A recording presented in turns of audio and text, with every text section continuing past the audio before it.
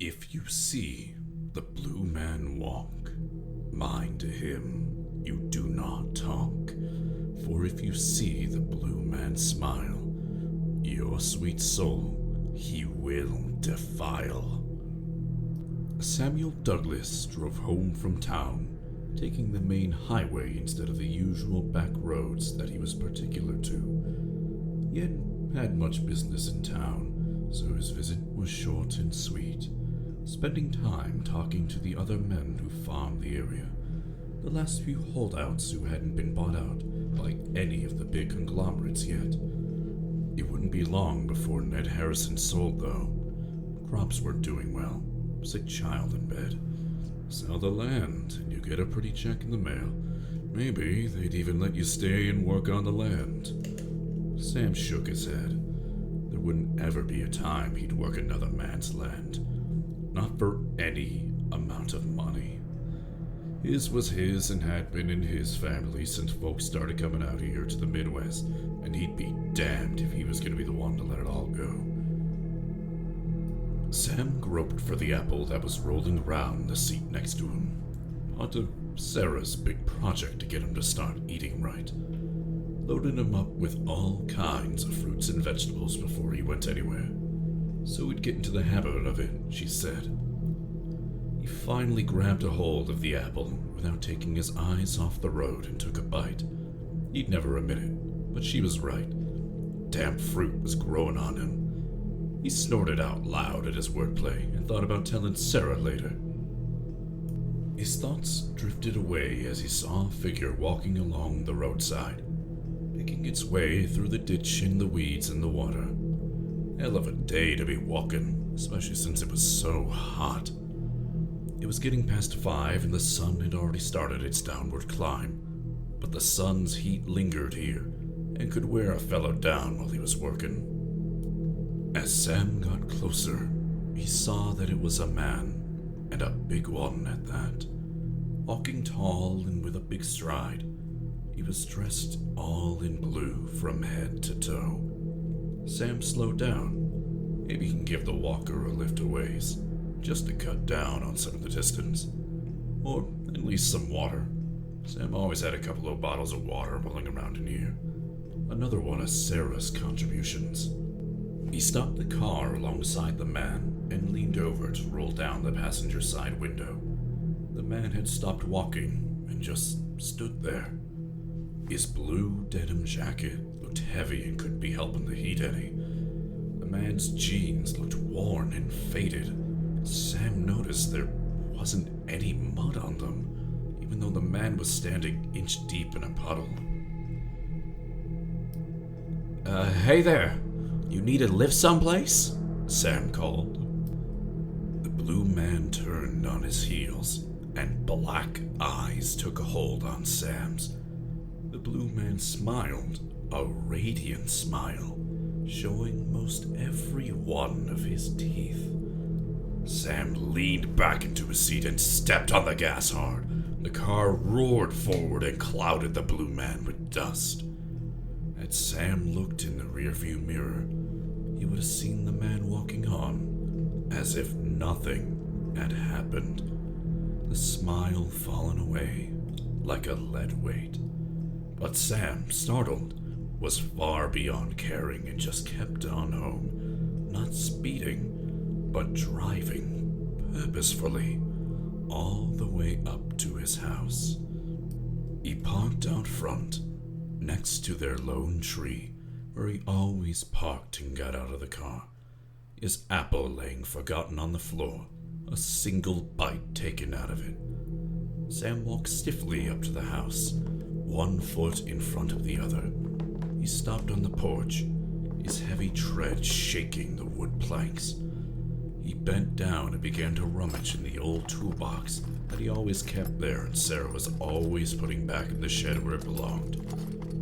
He found the hammer he was looking for and opened the screen door and walked into the house, the hammer hanging loosely from his right hand. Sarah was in the kitchen, preparing something for dinner.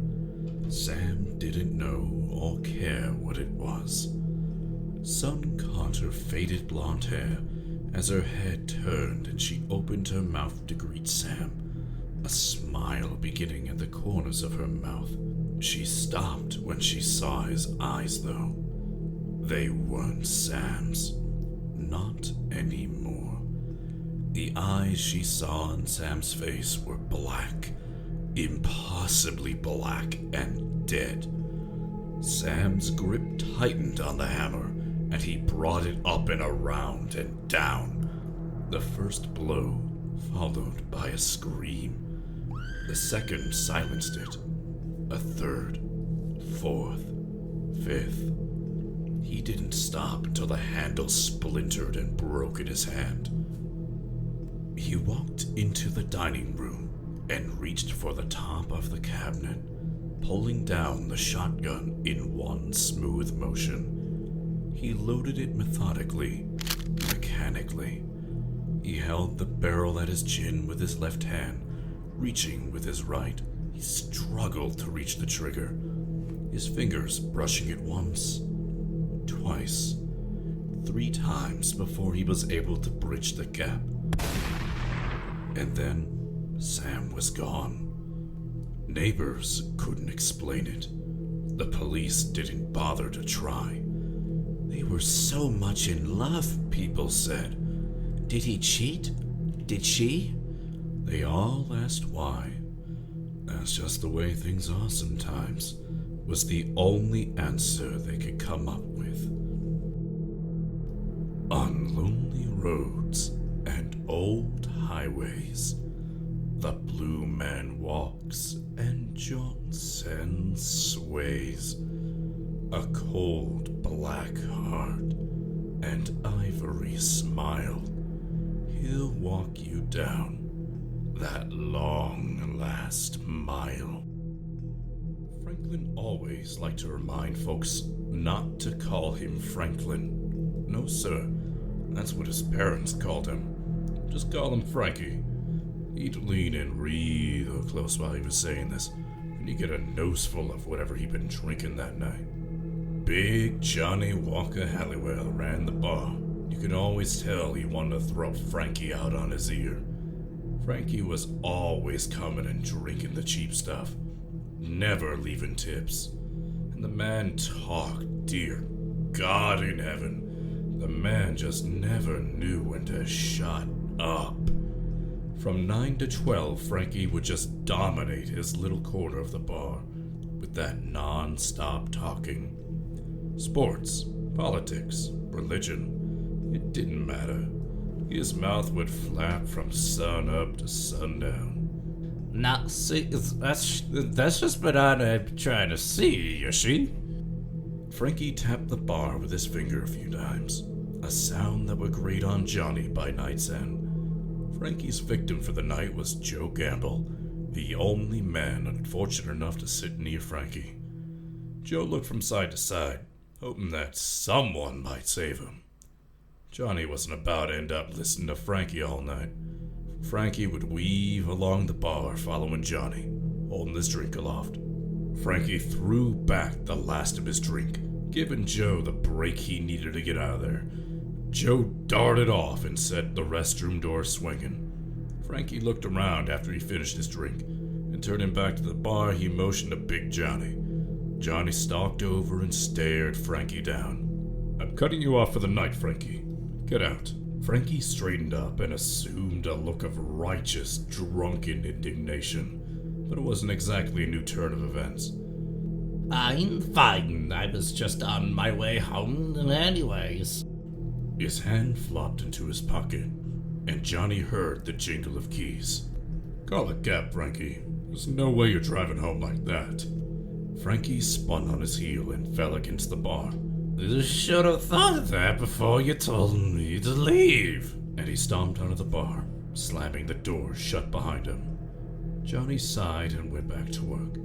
Not his problem. Frankie managed to get the car started and pulled out of the parking lot, doing so with great care, but still nearly backing into another car.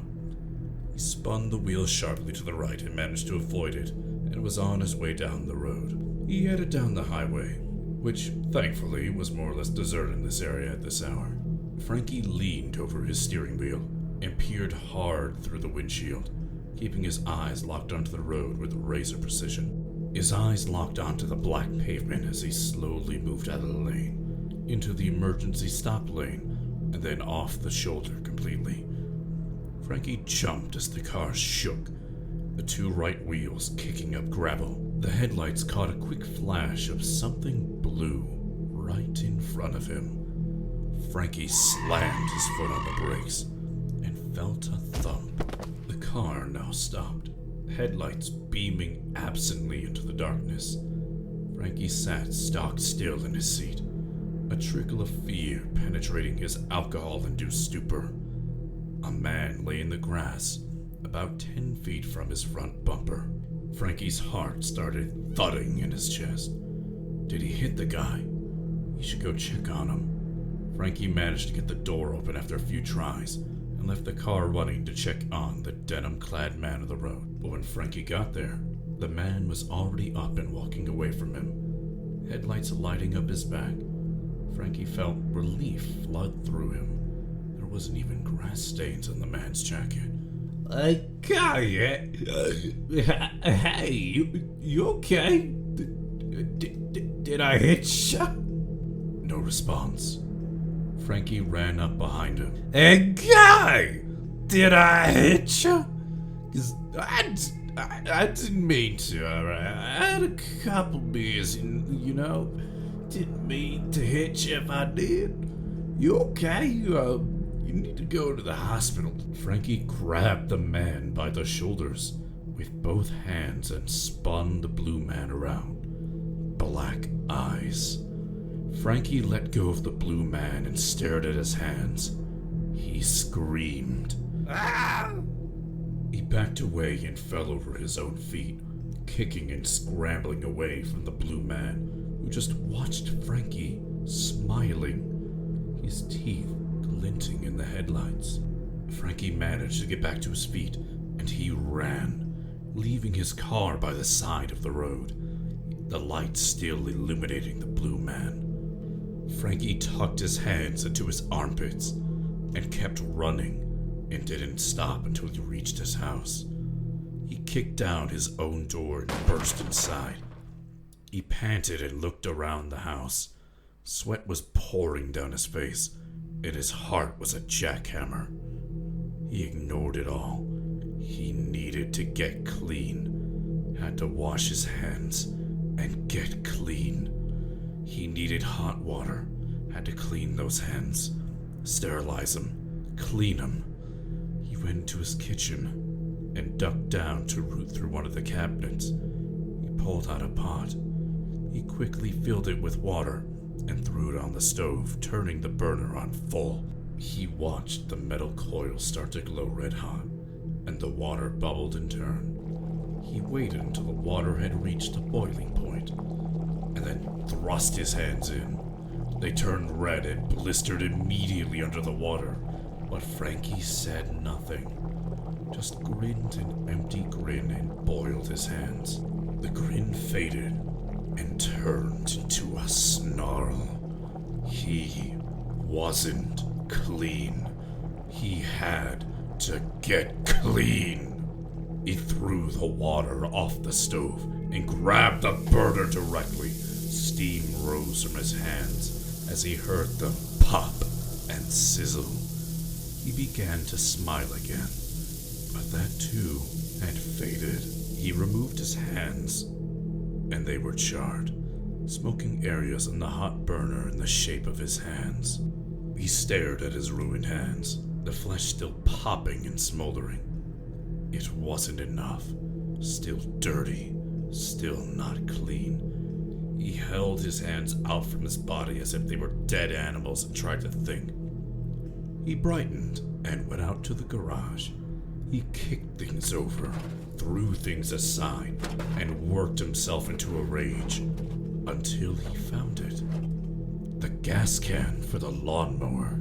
It was difficult, but he finally managed to get it open and pour a liberal amount of gasoline on each hand. He stood there with his dripping hands and realized he had no way to light them.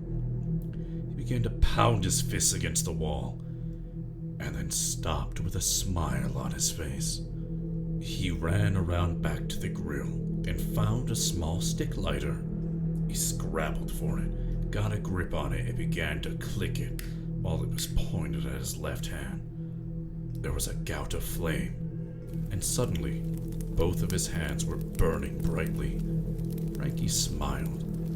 That was much better. His hands were clean now. A year later, Frankie sat at the end of the bar, not talking to anyone. He used one of his hooks to pull the glass near him, and then began to drink the rot gut whiskey with a straw. That's how he drank his alcohol now. Johnny stared at Frankie and wondered what did happen to him the night he left the bar. He asked Frankie, but Frankie didn't talk anymore. Not one word. If he wanted a drink, he pointed. No more politics, religion, or even the weather. Just silence. No one knew why he burned off his own hands. It just happened out of the blue. Johnny shrugged. That's just the way things are sometimes. Madness and death are his old friends, and with them he doles out grisly ends for the one who stops and talks from the blue man who forever walks. Mick was always trouble. Always in search of it and always finding it. Deacon Hugh knew this, had been palling around with him since middle school. They'd gotten into some scrapes over the years, boosting cars and selling them for parts, stealing smokes from the store. Nothing big time, but enough to get them sent to juvie more than once. But then Mick got sent up the river for a 2-year stretch. A cop had gotten him with more than 2 pounds of pot. More than enough to send him away for possession with intent to sell. Deacon Hugh weren't with him when he got busted and avoided doing time. And Mick obviously kept his mouth shut, because neither of them received a visit from the boys in blue. When Mick got back, he was different. Before, he had always drawn a line and never crossed it. Now, he was rattlesnake mean, always close to going over the edge. Christ, he nearly killed Charlie during that fight. He was always going for bigger and bigger crimes. It wasn't just about having fun anymore, trying to relieve small-town boredom. Deke didn't know what happened to him on the inside, but it twisted Mick up somehow. The 3 of them were in Mick's car, heading down the highway, well above the speed limit. Mick was driving, and he had been silent since he picked up Deacon Hugh. Hugh didn't say much, just sat like a lump in the back seat, hoping someone would tell him what was going on. Deke sat next to Mick and kept looking at him from the corner of his eye. Mick wasn't paying attention to anyone but the road and ignored all of Deke's attempts to start a conversation. He wouldn't even say where they were going or what they were doing. Their nights lately just ended up with them driving all over the place but never actually doing anything. Just aimless wandering with no point. Deke sighed and settled back into his seat, about to see if he can get some sleep. What's that? Deke sat up straight. Mick had actually spoken, and he was slowing down the car. 2 exciting events in one night. Deke could hardly believe it. Mick pointed out a man walking along the side of the road. Big fella, dressed in all blue. Blue jeans, blue jacket. Hell, looked like he was even wearing blue shoes. Let's roll him, Mick said. Deke shrugged his shoulders. Anything was better than just driving around all night, looking for something that Mick could never seem to find. Mick stopped the car a few yards behind the walking man, and all 3 got out of the car and made their way toward him. He didn't turn around, just kept booking it along the side of the road. Deke got a bad feeling from the guy, like he was spooky or something. Who didn't turn around to see who was following them. He didn't run either, didn't walk faster, didn't do anything, just kept doing his own thing. People who acted like that had nothing to be worried about. Mick had no misgivings and shoved the blue man in the back. Hey man, give us your wallet or we'll fuck you up. The blue man stopped walking and turned. Deacon Hugh couldn't see his face. Mick was blocking the view. Mick stared deep into those black eyes, though. The blue man smiled at Mick, and Mick smiled back at him. And then, Mick began to laugh. Deke jumped. It was a bad sound. A sound that made your skin crawl. It was just so wild. Mick kept laughing and then turned from the blue man, who stood stock still and said not a word, just kept grinning.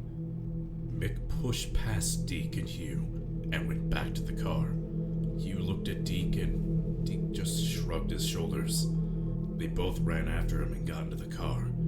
Neither one of them got a look at the blue man. And as Mick made a sharp U-turn in the middle of the road, Deke turned to see the blue man walking down the road. The next morning, Mick walked into the First National Bank in Hickory with a sawed-off shotgun and a semi-automatic handgun tucked into the waistband of his jeans. Mick fired one barrel into the air. Everybody, get down on the fucking floor right fucking now. The security guard on duty woke up from his nap as Mick started yelling and reached for his service revolver, but Mick turned and shot him at point-blank range with a shotgun. The guard flew backwards and dropped to the ground. Mick threw the shotgun onto the floor. He pulled out the handgun and held it steady on the tellers as they dropped to the floor behind the counter. But one of the tellers moved too slowly for Mick's taste, and he shot her where she stood. One of the other tellers managed to hit the silent alarm as she knelt onto the floor. Mick came around the counter and slammed his gun into the locks of the cash drawers. The tellers kept their eyes planted to the floor, but one looked up and stared right into Mick's eyes and saw pools of ink. Mick grinned at the teller, and his white teeth shone and shone bright. 5 police cars showed up 10 minutes later, tires squealing, sirens blaring. Mick laughed as he saw them pull up. He grabbed the shotgun and reloaded it. Mick stepped out the door, firing both barrels into one of the windshields. He dropped the shotgun as he pulled the handgun from his blue jeans. 10 cops opened fire on him. He laughed as the bullets hit him and leveled his gun at the nearest officer. The officer leveled her own gun and fired as he did, hitting him in one black eye. His head snapped back and his shot went wild, and Mick dropped to the ground. That night, Deke and Hugh sat in a bar while folks talked about that bitch Mick who went crazy and shot up the bank, and just laughed when the police shot him up. One old man just leaned back and said, "That's just the way things are sometimes."